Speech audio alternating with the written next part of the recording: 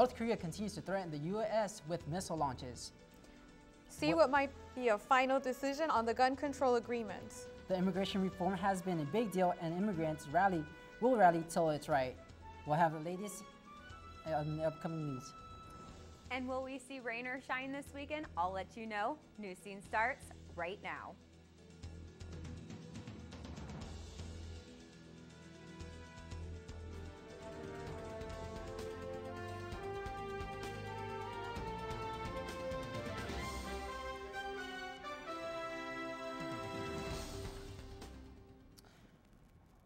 And welcome to this edition of Newscene. I'm Isidro Morales. And I'm Maria Elena Castellanos. Thank you for joining us. Secretary of State John Kerry arrived in South Korea to talk to the United States allies. Kerry says the United States will talk to North Korea, but only if the country gets serious about negotiating the end of its nuclear weapons program. President Obama warned North Korea to end the belligerent approach that they've been talking. It can reach up to 2,180 miles if the missile is launched, and it will be just the first mobile test of the weapon. President Obama's budget was released this week with mixed reviews from both parties. The $3.7 trillion plan calls for long-term changes to Social Security and Medicare, with greater spending on childhood education and infrastructure. His plan adds a new tax on cigarettes and calls for new ways to compensate low-income veterans. Opponents of the budget plan state his planned tax hike would primarily target high-income households. The president's proposal will continue to reduce the deficit by $4 trillion during his tenure.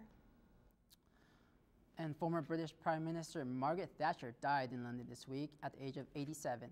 Thatcher became Britain's first female prime minister in 1979 and remained in office until 1990. Thatcher was a close ally of former President Ronald Reagan, who shared her Conservative Party views on economic reforms and the Cold War. I think this country has just lost its greatest prime minister since Winston Churchill. And Margaret Thatcher was a revolutionary, and she was a liberator. Like Reagan, her reforms are widely credited with curbing high inflation and ramping a stagnant economy. However, Thatcher's reforms also made her a divisive figure. She cut assistance to the poor and sent thousands of mining jobs. And this week was a hot topic for gun control. And with us is Astrid Mendez Medina. Tell us more about it. Astrid, so what's going on with the gun control issues this week? Well, Isidro and Maria Elena, both Democrats and Republicans seems like they finally can reach an agreement about guns. An extensive background check is the new twist in Washington over gun control. An alliance between two senators, Democrat Joe Manchin and Republican Pat Toomey, to push for an extensive background check for all guns acquisitions has cleared the way for a debate on a gun legislation. On Thursday, the U.S. Senate voted to overcome a Republican-led filibuster against tougher gun laws. This is a major step for President Obama, and citizens are reacting to it. I would like to own a gun eventually. Today, that's an outdated statement. I don't think you really need guns in your home in the period that we live in. The enforced background check should be a good start, but it shouldn't stop there. It should really move on and do some type of mental background check, like a psychological analysis, something that definitely states this person as mentally capable of holding a weapon.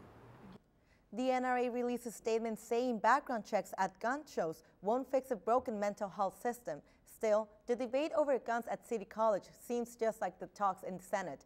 Regardless of the differences over gun control, there are two words that everybody agrees on: safety and responsibility. The debate for a possible amendment on the actual gun legislation at the U.S. Senate are expected to last for at least 2 weeks, but this subject won't be over until President Obama actually signs a new gun law. Therefore, this is just the beginning on a long road in Washington over gun control. Thank you, Astrid. It's a very heated debate, and we'll probably continue to hear about it. That's right, Isidro. You're welcome. Thank you. Earlier this week, thousands of immigration advocates marched outside the Capitol, calling on Congress to pass a path to citizenship for nearly 11 million undocumented immigrants. It's a nationwide effort to bring light to immigration reform.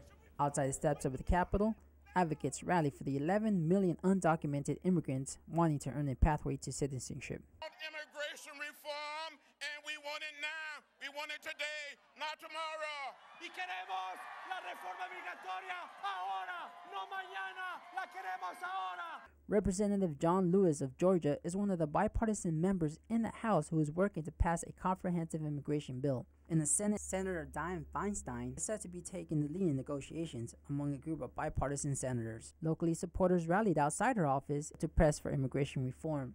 The effort and the specific objective was to make sure that the senator's office understands that San Diego, specifically because of its role as a border town, it hopes that she can push for fair and comprehensive immigration reform. Adriana Hassel works for the American Friends Service Committee, which is a human rights organization here in San Diego. The group hopes the bill will focus on keeping families together along with creating a more efficient border. Path to becoming legal it has to be key in the immigration bill that hopefully the Senate and specifically Feinstein will be support. The Senate is set to be putting the finishing touches on an immigration bill that will likely be completed in the upcoming weeks. Reporting for Newscene, Isidro Morales. The American Service Committee is gearing up for a May Day rally, which will take place on May 1st from the Convention Center to Chicano Park. And will the U.S. Postal Service end Saturday deliveries after all? We'll let you know after the break. Brawls and broken collarbones, chaos hits the benches during the Padres opening game series. We'll have the latest coming up in sports.